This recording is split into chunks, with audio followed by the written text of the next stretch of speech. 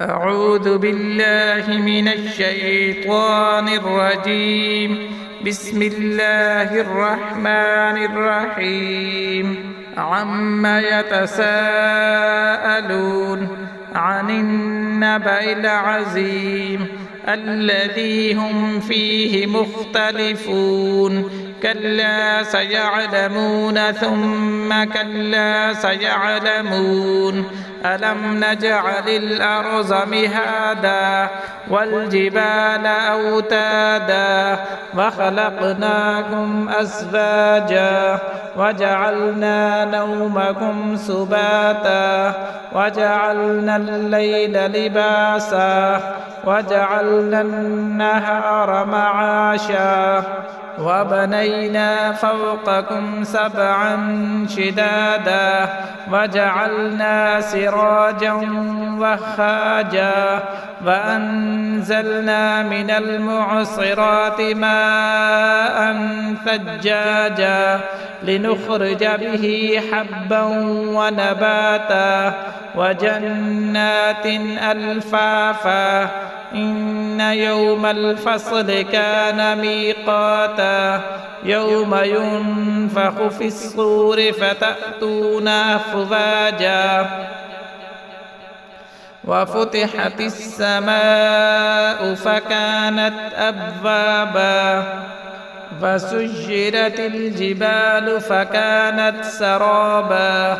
إن جهنم كانت مرصادا للطاغين مآبا لابثين فيها أحقابا لا يذوقون فيها بردا ولا شرابا إلا حميما وغساقا جزاء وفاقا.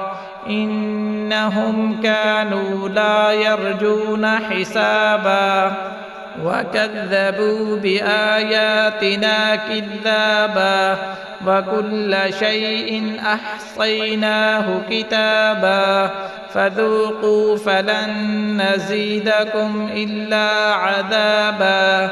إن للمتقين مفازا حدائق وأعنابا وكواعب أترابا وكأسا دهاقا لا يسمعون فيها لغوا ولا كذابا جزاء من ربك عطاء حسابا. رب السماوات والأرض وما بينهما الرحمن لا يملكون منه خطابا. يوم يقوم الروح والملائكة صفا لا يتكلمون إلا من أذن له الرحمن وقال صوابا. ذلك اليوم الحق فمن شاء اتخذ إلى ربه مآبا.